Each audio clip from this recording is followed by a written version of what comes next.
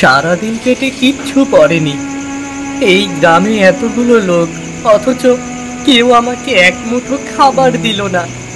মা বাবা হারা অনাথ ছেলেদের জীবন আসলে এমনই হয়। ক্ষুধার জ্বালায় চোখে অন্ধকার দেখছি। কেউ কি আমাকে একটু খাবার দেবে না?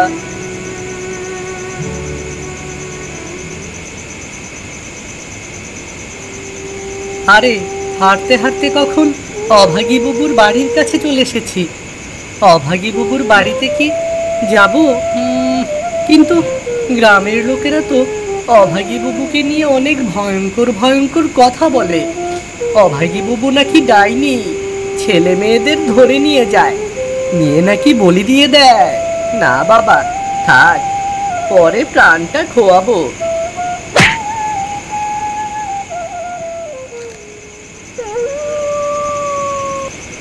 নদী, তুই তো সবই জানিস। আমার দুঃখ, আমার গল্প, তোর তীরই তো আমার বাড়ি। আর কেউ না জানি, তুই তো সব জানিস। তুই কি কখনো বলবি সব? অভাগী মরা খেকো ডাইনি, আবার তুই একটা পোলারে তোর শিকার বানাইছ। এই ডাইনি নরেন্দ্রে বলে দিছে পোলাটা অনাথ। কাল খাবার খুঁজতে আসছিল, আমার দোকানে গেছিল খাবার খুঁজতে, খাবার ছিল না দেখা দিতে পারি নাই। আরে আর আজ এই ডাইনির কবলে পড়তে হইল। এই ডাইনি না জানি কত অনাথ শিশুরে বলি দিছে। হ্যাঁ, মুখ সামলে কথা বলো। খবরদার, খবরদার আমায় ডাইনি বলবি না। ডাইনি রে ডাইনি বলমু না তো কি বলমু? জানস রাইতে এই ডাইনির ঘর থেকে কি অদ্ভুত আলো বাইর হয়। নিশ্চয়ই কোনো কালো জাদু করে। ঠিকই কইছা, কয়েকদিন আগে শ্যামলী নামের মাইয়াটাও হারাইয়া গেল। কি আরেও খুঁজে পাওয়া যাইতাছে না, কেউ তো আর ফিরল না। সব ওই অভাগীর কাজ। ও একটা অশুভ কালো ছায়া, যা ধরে তাই শেষ হইয়া যায়। আচ্ছা, আমি অশুভ তো? দাঁড়াও দাঁড়াও, এখন অশুভ কাজই করবো।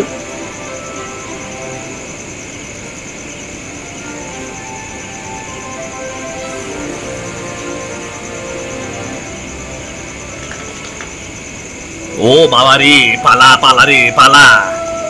এই রে, এইবার বুঝি প্রাণটা যাইব রে। হ্যাঁ, তুই যখন দরদ, তখন কেন খাবার দিলি না বাচ্চাগুলোকে? আশ্রয় দিলি না কেন তোরা? স্বার্থপরের দল। কেন সবাই কেন বলে আমার ছোঁয়ায় সব নষ্ট হয়ে যায়? আমি তো কারো ক্ষতি চাই না।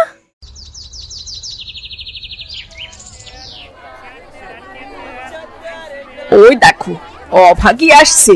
ও তো ডাইনি একটা, তাই জন্যেই সাজে এত বহর। হ্যাঁ হ্যাঁ, ঠিকই বলেছিস।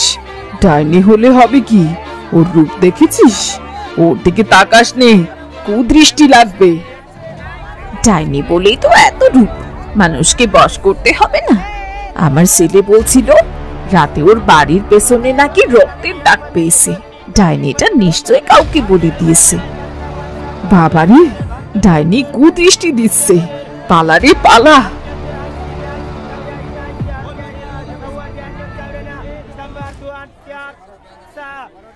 পটলা, এই পটলা, ওটা অভাগী না? জি হুজুর, ওই তো ডাইনি অভাগী। ডাইনি? হ্যাঁ হুজুর, ও তো ডাইনি। ব্যবসার কাজের জন্য দূর দূরান্তে থাকতে হয়, গ্রামের কোনো খবরই রাখতে পারি না।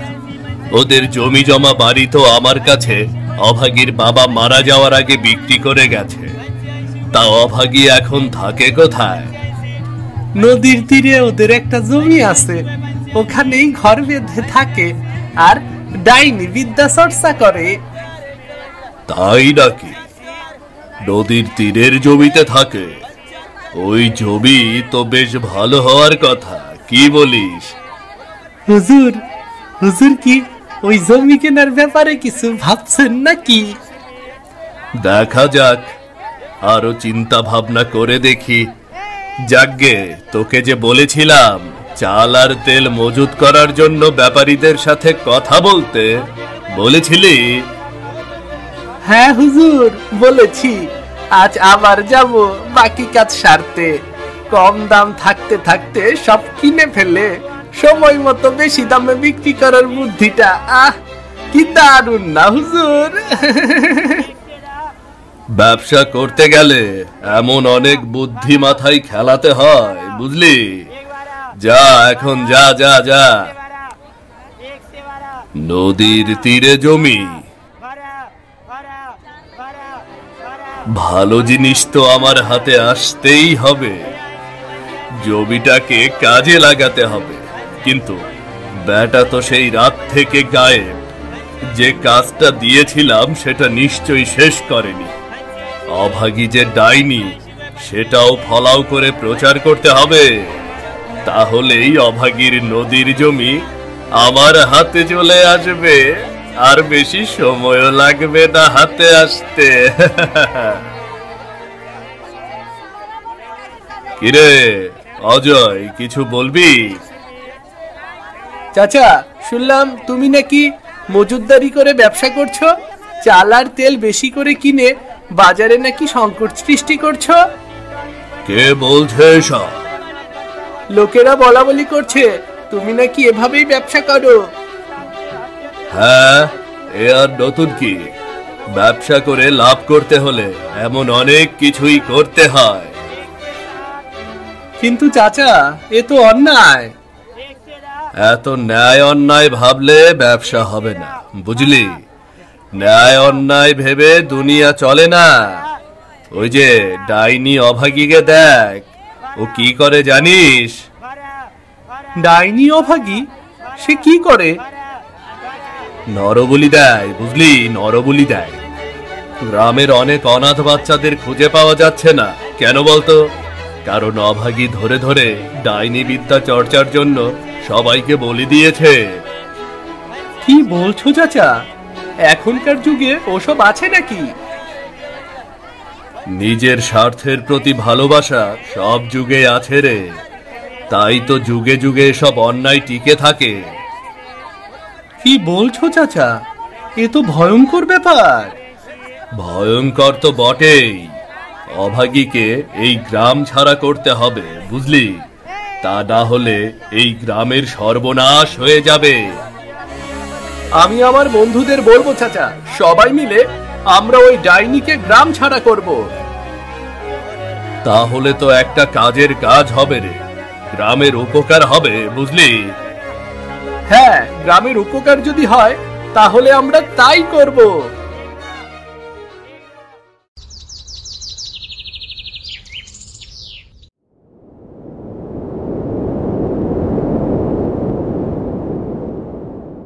ইস, পুরো ভাতটাই নষ্ট হয়ে গেল।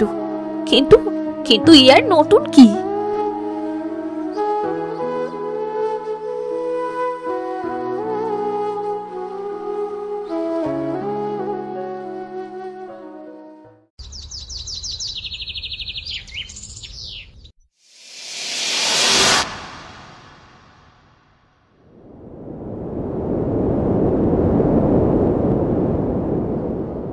হে মাসি, এগুলো কোথা থেকে এলো?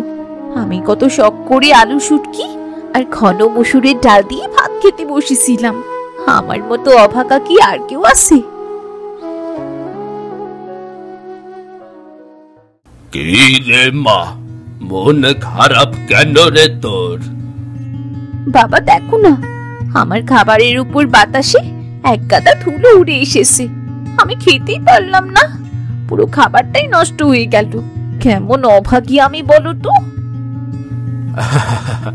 তুই আমার আদরের অভাগী রে মা। দাঁড়া, খাবারগুলো দে তো।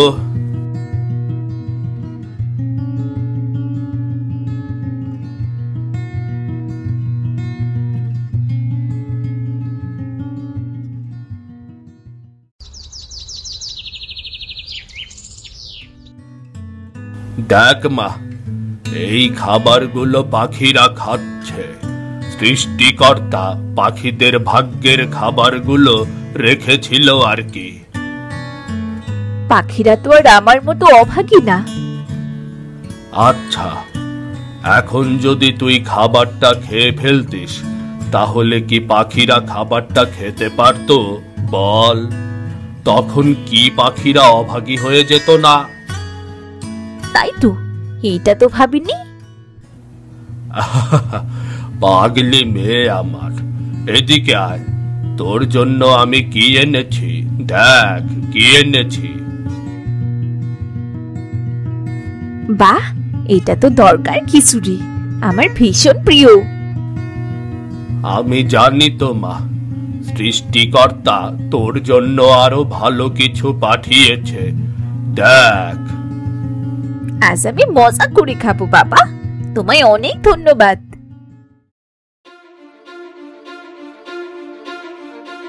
বন্ধু, তুমি এখানে? জলদি বাজারে চলো, অনেক ঝামেলা হয়েছে। কি হয়েছে?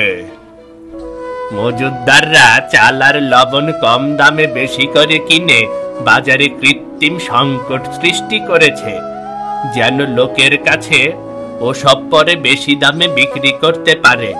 এভাবে চলতে থাকলে সামনে আমাদেরও দাম বাড়িয়ে সবকিছু বিক্রি করতে হবে, মানুষের ক্ষতি হবে তো। কি বলছ? চলো চলো, জলদি চলো।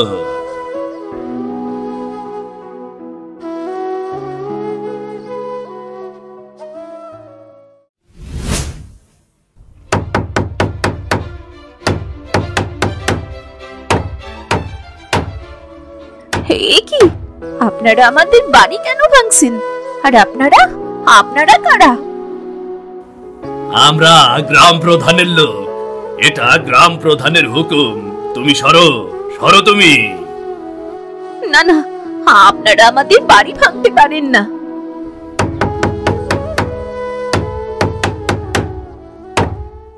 মা অভাগী, মা। বাবা, বাবা দেখো না ওরা কি করছেন, ওরা আমাদের বাড়ি ভেঙে ফেলছেন। গ্রামের মোড়ল আর এক মজুদ্দার মিলে এই কাজ করেছে। আমি মজুদ্দারির প্রতিবাদ করেছিলাম বলে ষড়যন্ত্র করে আমার ঘর বাড়ি সব দখল করে নিয়েছে। কি বলছো কি বাবা? হ্যাঁ মা, আমি কিছুই করতে পারিনি মা, কিছুই করতে পারিনি। বাবা, বাবা, আমি নদীর তীরে ছোট্ট জমিটায় ঘর বানিয়েছি বাবা। লোকে আমার জানি ডাকে, আমি প্রতিদিন বেঁচে থাকার চেষ্টা করছি বাবা। এসব আর চলতে পারে না। কালীদিঘিতে এমন অশুভ শক্তি থাকতে দেওয়া যায় না। অভাগী ডাইনি, ওর জন্যই আমাদের গ্রামের অনাথ ছেলে মেয়েরা হারিয়ে যাচ্ছে। আমি দেখছি রাইতে ও নদীর তীরে ঘুরে বেড়ায়, একা একা কথা কয়। এত কিছুর পরে ওর রূপের জেল্লা দেখো, সাক্ষাৎ ডাইনি। আর ওর বাড়ির পেছনে রক্তের দাগ দেখা যায়। আমার ছেলে বলছিল রাতে ওর ঘর থেকে কান্নার শব্দ আসে। না না, আমরা আর বসে থাকবো না। আজ রাতেই আমরা ওই ডাইনির বাড়ি ঘিরে ফেলবো। ওকে এই গ্রাম থেকে যেভাবেই হোক তাড়াতে হবে। তাড়াইতে হইব, তাড়াইতে হইব, অবশ্যই এই গ্রাম থেকে তাড়াইতে হইব।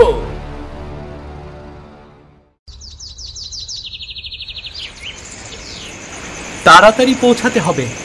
আজ নাকি ওই অভাগী ডাইনিটাকে গ্রাম ছাড়া করা হবে। তাড়াতাড়ি নৌকা চালিয়ে যাই, তাড়াতাড়ি নৌকা চালিয়ে যাই।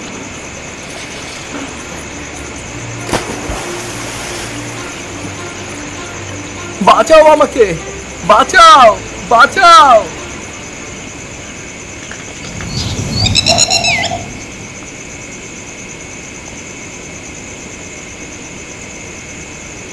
তুমি তুমি আমাকে এখানে কেন এনেছো? তুমি তো একটা ডাইনি। আমি ডাইনি কিনা সেটা পরে দেখা যাবে, কিন্তু তুমি এখন ভালো বোধ করছো তো ভাই? ভাগ্যিস তখনই রমেন নৌকা চালিয়ে আসছিল। রমেন রমেন বেঁচে আছে? ওকে না তুমি বলি দিয়েছো? বলি? ও, আমি তো ভুলেই গিয়েছিলাম, তুমিও তো এই গ্রামেরই লোক। এই নাও বুবু, তোমার রোগীর জন্য গরম দুধ। জ্ঞান ফিরলে। আরে অজয় ভাই, এই জ্ঞান ফিরেছে তোমার?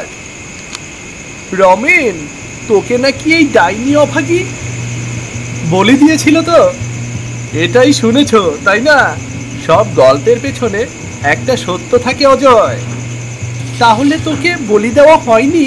কিন্তু কিন্তু তো একটা অবশ্যই আছে। দাঁড়াও, আসছি।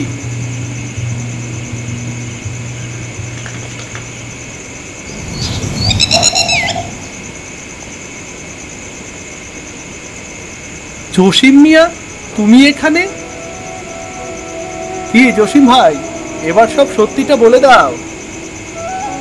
অজয় ভাই, আপনার চাচা হারুন আলী গ্রামের অনাথ বাচ্চাদের পাচারকারীদের কাছে বিক্রি কইরা দেয়। মজুদদারি, অন্যের জমি দখল করা ছাড়াও এটা তার আরেকটা ব্যবসা। কি বলছো? হ ভাই, অভাগীর বাবার জমি সেই অন্যায় ভাবে দখল করছিল, কিন্তু প্রচার করছে অভাগীর বাবা নাকি তার কাছে সব বিক্রি কইরা গেছে। কি বলছো এসব? সেদিন অভাগী বাবু না থাকলে তো এই জসিম মিয়া আমাকে মেরে ধরে হারুন আলীর হাতে তুলে দিত। মাথায় যেভাবে মেরেছিল, আহ! ভাগ্যিস সময় মতো অভাগী বাবু সেখানে পৌঁছে গিয়েছিল। অভাগী বাবু আমাকে বাঁচিয়েছিল। আমাদের সবাইকে অভাগী বাবু এই বাড়িতেই আশ্রয় দিয়েছে, লুকিয়ে রেখেছি যেন হারুন আলী আমাদের খোঁজ না পায়। আর আমি কি না শুধু শুধু অভাগীকে ভুল বুঝেছি। শুধু তুমি কেন, সবাই আমাকে ভুল বুঝে ভাই। তবে তাতে আমার কিছু যায় আসে না। আমি আমার মতো আছি, ভালো আছি, এটাই আমার বড় পাওয়া। আমাকে তুমি ক্ষমা করে দাও, আমার ভুল হয়ে গেছে।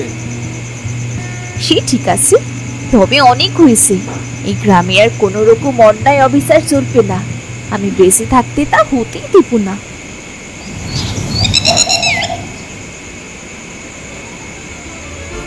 এই অভাগী ডাইনি, বের হ। তোকে আর এই গ্রামে থাকতে দেব না। কেন? কি দোষ আমার? আমাকে কেন দোষী করছো? তুই রমেন শ্যামলীদের বলে দিস, ডাইনি তোর দিন এবার শেষ। থামো তোমরা, অভাগী কোনো দোষ করেনি। অজয়, তুই এখানে? হ্যাঁ চাচা, আমি এখানে। আমি সব সত্যি জানতে পেরেছি। কিসের সত্যি? তুই আয়, চলে আয়।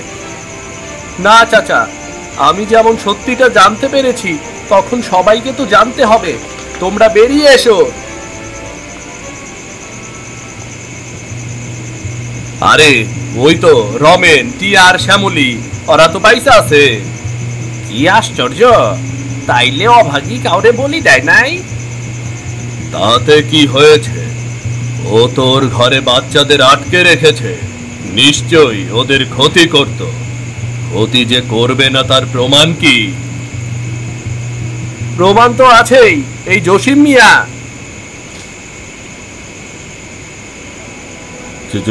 জসিম, তুই এখানে? সবাইকে সত্যিটা বলে দাও জসিম মিয়া। হ্যাঁ, সত্যিটাই কমো। অভাগী কাউরে বলি দেয় নাই। সব এই হারুন আলীর ষড়যন্ত্র। ওরা অবৈধভাবে মজুদদারি, জমি দখল ও অনাথ বাচ্চাগোর পাচারকারী হাতে তুইলা দেয়, ব্যবসা করে। অভাগী বাবু না থাকলে আজ আমরা শেষই হয়ে যেতাম।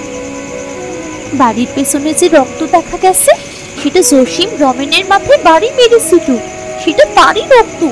অভাগী বাবু গিয়ে জসিমকে মেরে তবে রমেনকে বাঁচায়। আমাকে আর টিয়াকে অভাগী বাবু লুকিয়ে রেখেছিল, তা না হলে আমাদেরকেও পাচারকারীর হাতে তুলে দিত। শুধু তাই না, অভাগীর বাবা এই মজুদদারির প্রতিবাদ করছিল বইলা অন্যায় ভাবে এরা তার জমি দখল করে নিছিল। তার মানে সব এই হারুন আলীর কাজ? তোমরা এই নিরীহ মেয়েটাকে এত কষ্ট দিয়েছো?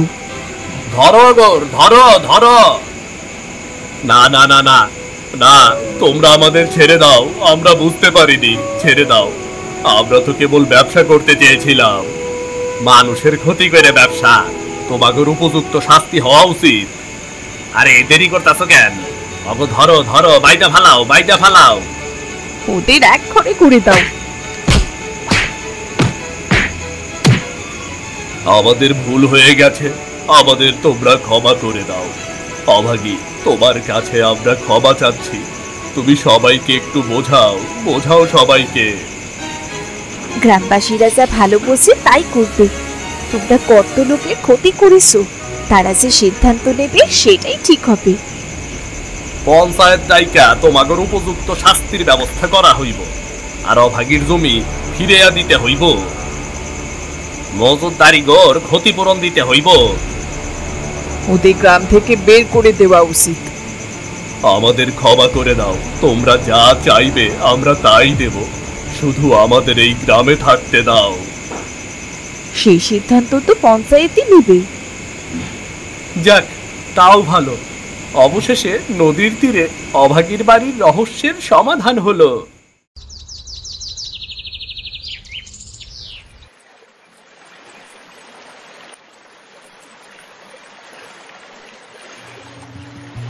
অভাগী, তোমার বাবার বাড়ির জমি তো তুমি ফিরে পেয়েছো, আর অনেক টাকাও ক্ষতিপূরণ পেয়েছো। তুমি কি তোমার বাবার বাড়ির জমিতে ঘর করবে না? সেখানে ফিরে যাবে না? ওই জমিটা না অনাথ শিশুদের দান করে দেব। আমার জন্যেই নদীর তীরে শান্তি। নদীর তীরের এই বাড়ি আমার জন্যে ভালো। তুমি আসলেই অনেক দয়ালু এবং বড় মনের অধিকারী। তা আমি জানি না, আমি শুধু এইটুকুই জানি যে আমি মানুষ, আর মানুষ হলে মানুষের জন্যেই কাজ করতে হয়।